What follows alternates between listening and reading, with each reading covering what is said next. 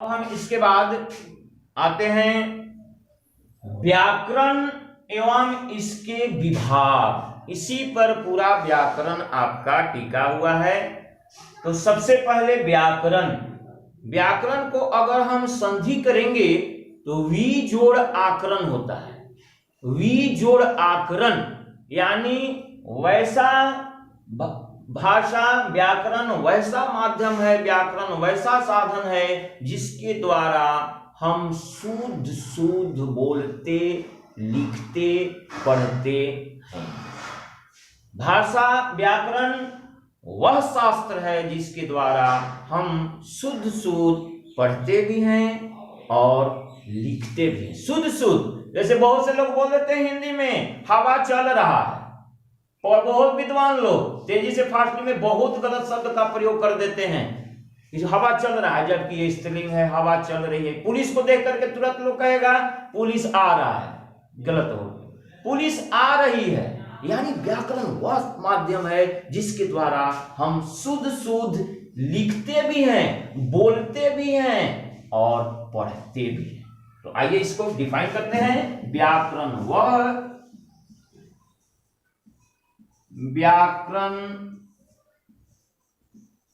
शास्त्र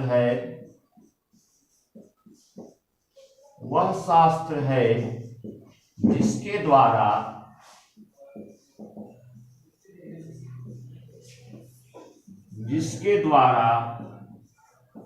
हम शुद्ध शुद्ध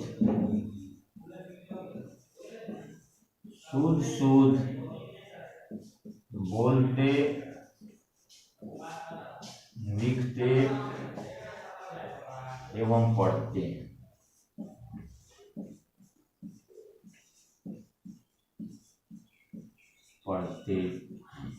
अब आइए इसके विभाग। अब इसके विभाग के अंतर्गत पहला में जो पढ़ना है, व्याकरण के मुख्यतः 3 विभाग होते हैं जी। इसके 3 विभाग होते हैं। फर्स्ट में आता है वर्ण विचार। वर्ण विचार के हम इसके अंदर हमें पढ़ना है वर्ण के भेद, उच्चारण, वर्ण के भेद, उच्चारण, और तीसरा में इसके अंतर्गत पढ़ना है वर्ण विचार में शब्द बनाने से संबंधित विधियां। शब्द बनाने से संबंधित विधियां। अब इसके आगे चैप्टर में पूर्णतः आगे के अध्याय में हम संक्षेप में अभी बता रहे हैं कि वर्ण उसे कहते हैं जिसके खंड या टुकड़े नहीं किए जा सकते हैं। और इसके मुख्यतः 2 भेद होते हैं, स्वर और व्यंजन वर्ण। स्वर की संख्या 11 है जी, और वर्ण की 33। व्यंजन वर्ण की संख्या 33 होती है, स्वर वर्ण की संख्या 11 होती है। तो वर्ण विचार के अंतर्गत पढ़ना है वर्ण के भेद, इसके उच्चारण, जैसे प कहने पर कौन सा आ रहा है, ओष्ठ आ रहा है कि जीवा आ रहा है कि तालु आ रहा है। तो इसके आगे चैप्टर में पूर्ण रूप से जानकारी देनी है। इसके हम विभाग पढ़ रहे हैं। और इसका दूसरा विभाग होता है कि वर्ण विचार के बाद आता है शब्द विचार।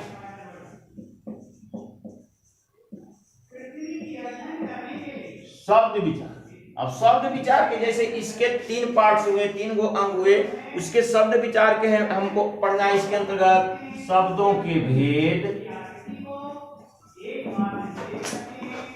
शब्दों के बोलो भेद पढ़ना है, शब्दों उत्पत्ति पढ़ना है, रचना पढ़ना है। इसके अंतर्गत रचना के बाद पढ़ना है रूपांतरण। रूपांतरण। इसके अंतर्गत 4 चीजों की हमें जानकारी लेनी है शब्द विचार के अंतर्गत। पहला में शब्दों के भेद लेना है, दूसरा में इसकी उत्पत्ति, तीसरा में इसकी रचना और चौथा में इसका रूपांतरण। तो इसके 3 भेद होते हैं, इसके 3 विभाग होते हैं। पहला वर्ण विचार, दूसरा शब्द विचार। इसके अंतर्गत 3 भेद। शब्द विचार के बारे में हमें 4 चीजों पर फोकस करना है, लेकिन इसका विस्तार में सब चैप्टर बाय चैप्टर पढ़ना है। अभी हम विभाग की चर्चा करेंगे। और तीसरा इसका विभाग होता है वाक्य विचार। वाक्य विचार यानी वर्ण विचार, शब्द विचार, वाक्य विचार। अब वाक्य विचार के अंदर कौन चीज पर फोकस करना है, क्या चीज के बारे में हमें जानकारी लेनी है? तो वाक्य भेद, स्वरूप, वाक्य भेद पढ़ना है। दूसरा स्वरूप पढ़ना है। तीसरा विश्लेषण पढ़ना है।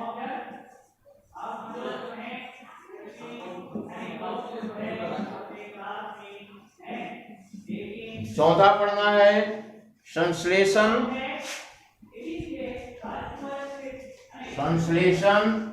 और इसके अंतर्गत 5वां में पढ़ना है रचना। अभी हम लोग भाषा के भेद, लिपि और व्याकरण की परिभाषा, व्याकरण के विभाग, इसके भी 3 विभाग। वर्ण विचार के अंतर्गत 3 भेद, वर्ण के भेद, उच्चारण और शब्द बनाने से संबंधित विधियां। और दूसरा में वर्ण विचार के बाद हमने बताया शब्द विचार। और शब्द विचार के अंतर्गत कई चीज की जानकारी लेनी है, तो शब्दों के भेद लेना है, उत्पत्ति लेना है, रचना की जानकारी लेनी है और रूपांतरण की जानकारी लेनी है। और वर्ण विचार, शब्द विचार के बाद आता है विभाग के अंतर्गत वाक्य विचार। तो वाक्य विचार के अंतर्गत हमें 5 चीजों की जानकारी लेनी है। वाक्य भेद को पढ़ना है, स्वरूप पढ़ना है, विश्लेषण पढ़ना है, संश्लेषण पढ़ना है और रचना की जानकारी लेनी है। तो इसके चैप्टर बाय चैप्टर हम पढ़ाते जाएंगे। अब हमने व्याकरण के विभाग को बताया। अब थोड़ा आ जाएंगे, फोकस करेंगे साहित्य पर। तो साहित्य के 2 भेद होते हैं जी। एक हम लोग कहते हैं उसको गद्यांश कहते हैं, और दूसरा कहते हैं पद्यांश। साहित्य में गद्यांश कहते हैं और पद्यांश कहते हैं। तो इसके अब हम लोग चलेंगे, थोड़ा साहित्य की चर्चा करेंगे। साहित्य के बारे में जानकारी, गद्यांश हो गया, कोई पैसेज दे दिया गया आपको, नीचे में उससे संबंधित ही 5 प्रश्न आपको दे दिए जाएंगे और उसी में से खोजने के लिए रहेगा। उसी को गद्यांश बोलते हैं।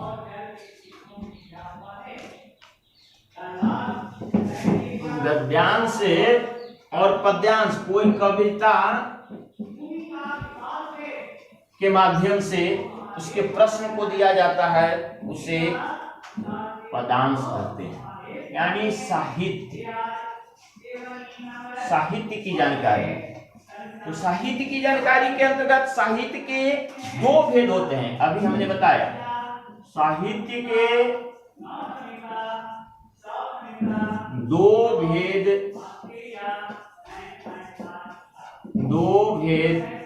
होते हैं। पहला गद्यांश और दूसरा होता है पद्यांश। इसकी मौखिक जानकारी मैंने दिया। कोई पैसेज रहेगा दिया हुआ, कोई पैराग्राफ दिया रहेगा किसी के बारे में। मान लीजिए कि स्वामी विवेकानंद के बारे में पूरा लिखा हुआ है, उनकी जीवनी लिखा है, उनके बचपन का नाम लिखा है, उनके गुरु का नाम लिखा हुआ है, पूरा उनके बारे में दे दिया 10 सेंटेंस। और नीचे आपका क्वेश्चन दे दिया कि स्वामी विवेकानंद के बचपन का नाम क्या था, उनका जन्म कब हुआ था, उनके गुरु का नाम क्या था, वे सम्मेलन के लिए, धर्म सम्मेलन जब हुआ था तो वे किस देश में गए थे, यानी भिन्न भिन्न तरह के प्रश्न उसके अंतर्गत आपको देंगे और ये आपको 9th 10th तक मैट्रिक की परीक्षा में भी निश्चित अनिवार्य कर दिया है 10 नंबर का। तो बहुत ही आसान है, जिसके बारे में कोई महापुरुष के बारे में जीवनी लिख करके उसके प्रश्न दे दिए जाएंगे और उसी में से खोज करके लिखना है, तो इसी को कहेंगे गद्यांश। और इसका जो दूसरा पद होता है पद्यांश, तो ये कवि जो है कविता के माध्यम से लिखता है। कोई चीज के कवि जैसे देश हमें देता है सब कुछ, हम भी तो कुछ देना सीखे, नदियां न पिए कभी अपना जल, वृक्ष न खाए कभी अपना फल, अपने तन को अपने मन को देश को दे दे दान रे, वह सच्चा इंसान रे, वह सच्चा इंसान रे। तो नदियां क्या परोपकार करती है, वृक्ष क्या परोपकार करता है, ये सब एक दूसरे को परोपकार करता है, दूसरे के लिए समर्पण की भावना होती है। हम लोग वृक्ष से सीखें, जब फल लग जाता है आम में, अभी फल लग गया तो उसका पत्ता सब झुक जाते हैं। यानी वो कहता है कि हे मानव तुम भी परोपकार करो, एक दूसरे की भावना होनी चाहिए, एक दूसरे के अंदर समर्पण होना चाहिए। तो कुछ कविता आपको दे दिया जाएगा और उसी के आधार पर प्रश्न आपको दिए जाएंगे और उसमें से चुनना रहेगा। इस शब्द का अर्थ क्या होता है, परोपकार का क्या अर्थ होता है, भिन्न भिन्न प्रश्नों के माध्यम से कविता को पढ़ करके उसके प्रश्न को उत्तर देना पद्यांश कहलाता है। तो मुख्यतः अभी हम लोग फोकस किए भाषा, भाषा के भेद। मैं अब जिसका रिवीजन कहते हैं, रिकैप कहते हैं, जा रहा हूं।